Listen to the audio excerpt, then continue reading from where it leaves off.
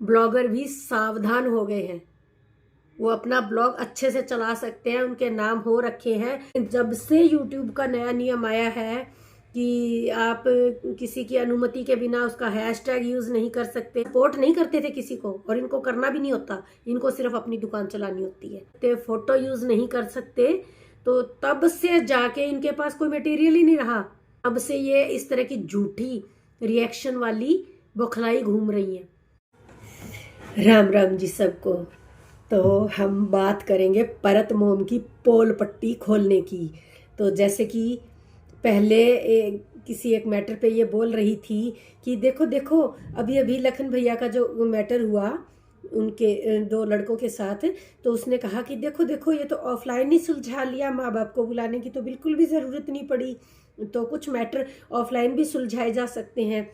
तो इस झूठी को बिना तथ्य पता करे इसने कितनी जल्दी फटाफट वीडियो छाप दी, जबकि अब बात सामने आई है कि उन लड़कों के माँ बाप को भी बुलाया गया, और क्योंकि उन पे केस नहीं दर्ज करवाया क्योंकि वो छोटे थे और उनके जीवन पर इसका असर पड़ता, आगे उनको दिक्कत आती पढ़ाई लिखाई और सब चीज़ों में, तो इसलिए बिना केस दर्ज कराए उनके माँ बाप को रियलाइज़ कराया गया, थाने में बुलाया गया।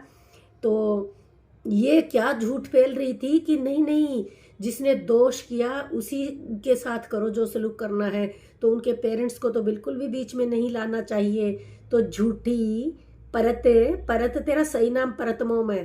कितनी परतें और खुलती जाएंगी इसके झूठ की, और कितने झूठ परोसती है ये। पीछे इसने सपना के कंधे पे चढ़ चढ़ के निरी वीडियो छापी, और परिवार में बल्कि सब कुछ ठीक होते जा रहा है। और अब तो सब, उसने भी, सपना ने बिल्कुल मना कर दिया कि हमारे ऊपर बिल्कुल भी वीडियो नहीं बनानी।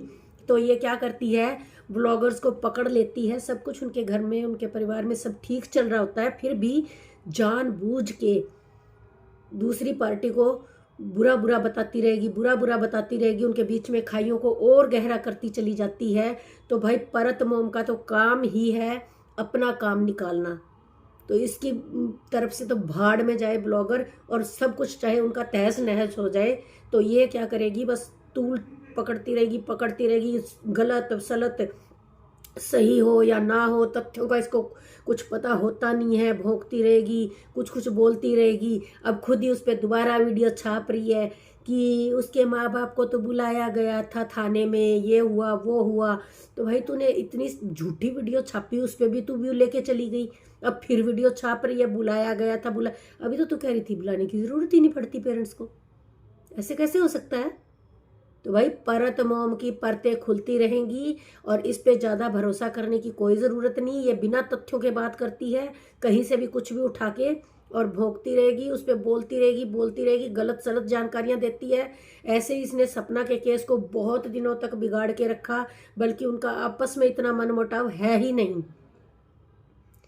सपना अच्छे से ससुराल जाती है, बच्चे भी खुश होते हैं दादा दादी से मिलके, और दादा दादी भी बहुत प्यार से मिलते हैं। लेकिन इन लोगों को वहाँ भी मसाला चाहिए, ये वहाँ भी बकवास करती है, इसको नहीं, उससे कोई सहानुभूति, किसी तरह का कोई प्रेम नहीं है, और उल्टा चाहे उनका नुकसान ही हो जाओ। तो ये अनाप शनाप बकती है, इसका तथ्यों से दूर दूर तक कोई वास्ता नहीं होता। तो परत मोम की बातों को सीरियस लेने की कोई ज़रूरत नहीं, उसकी ओर ध्यान देने की कोई ज़रूरत नहीं। इसने हमेशा हमेशा बिना तथ्यों के बात की है और झूठ परोसा है। तो अभी अभी इसके सारे झूठों की परतें ऐसे ही खुलती जाएंगी। तो भाई ऐसे कैसे केस सुलझ सकते हैं कि उनसे जुड़े लोगों को इसका आभास तक ना हो, और जिसने कसूर किया है सिर्फ उसी के साथ सब कुछ हो।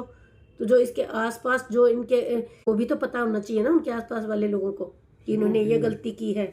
तो भाई जैसे कि मैं बता रही थी, सॉरी बीच में मेरे को काम हो गया था तो मैं काम करने लगी, तो कंटिन्यू करते हैं वीडियो को।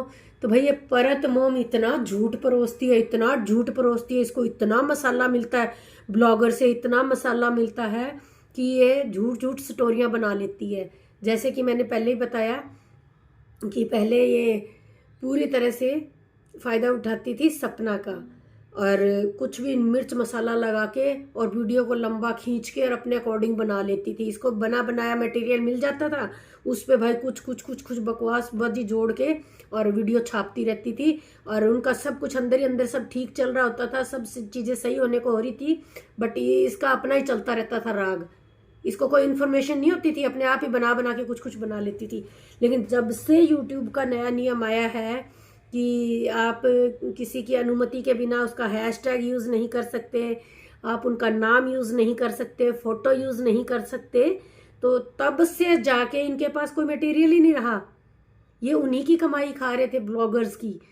तो मतलब ब्लॉगर्स की ठीक है, वीडियो पे तुम रिएक्शन दे रहे हो, ब्लॉग पे रिएक्शन दे रहे हो, अच्छी बात है, लेकिन अपने दिमाग से जोड़ जोड़ के फितूरी चीज़ें बना बना के पेश करना, मिर्च मसाला लगा के चीज़ों को पेश करना, कम से कम उस पर तो रोक लगी।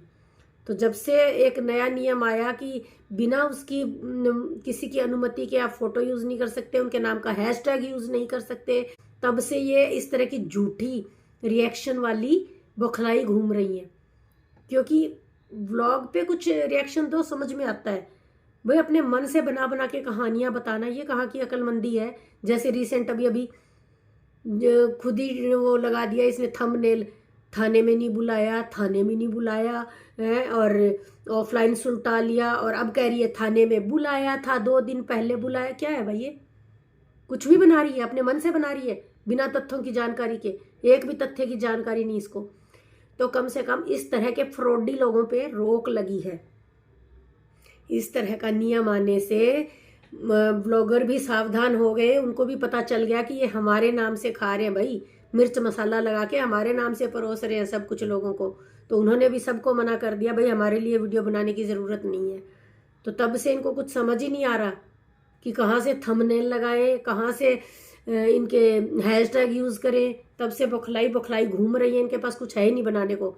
अब पकड़ी जा रही है ना बार बार, झूठी और फ्रॉड रिएक्शन वाली परत मोम। कभी कह रही है थाने में नहीं बुलाया, कभी कह रही है बुलाया था। तो सोच लो आप ये क्या परोसती होगी, किस तरह से ब्लॉगरों की चीज़ों को मिर्च मसाला लगा के परोसती थी। तो अब कम से कम यूट्यूब ने ये गाइडलाइन लगा दी है कि आप बिना अनुमति के उनके बारे में मिर्च मसाला तो नहीं ही छाप सकते। तो ये एक किस्म से सही हुआ है। ये ब्लॉग पे कम रिएक्शन देती थी और दिमाग से बना बना के नकली चीज़ें ज़्यादा लोगों को परोसती थी, उनके ही हैशटैग यूज़ करके। तो भाई ये बहुत अच्छा नियम आया, हमें तो बहुत अच्छा लगा। इसमें कम से कम सच्चे रिएक्शनिस्ट आएंगे जो सच्चे रिएक्शन देते हैं, ना कि सटोरियाँ बना बना के मिर्च मसाला लगा लगा के परोस परोस के लोगों को झूठ परोसते हैं और अपनी दुकान चलाते हैं। तो ऐसी नकली रिएक्शन देने वालियों पे तो टोटल रोक लग चुकी है और ब्लॉगर भी सावधान हो गए हैं। वो अपना ब्लॉग अच्छे से चला सकते हैं, उनके नाम हो रखे हैं, तो उनको इस तरह के नकली मिर्च मसाला लगाने वालों की तो ज़रूरत ही नहीं है। क्योंकि ये सपोर्ट नहीं करते थे किसी को और इनको करना भी नहीं होता, इनको सिर्फ अपनी दुकान चलानी होती है। तो बहुत बढ़िया। और इस तरह के लोगों को एक्सपोज करना चाहिए जो झूठी और नकली चीज़ें थोपते हैं बिना किसी तथ्यों के। तो इन्हीं शब्दों के साथ मेरी वीडियो होती है समाप्त। मिलते हैं नए रिएक्शन के साथ, नए किसी मुद्दे के ऊपर मैं रिएक्शन रखूंगी। तब तक के लिए सबको प्यार भरी राम राम।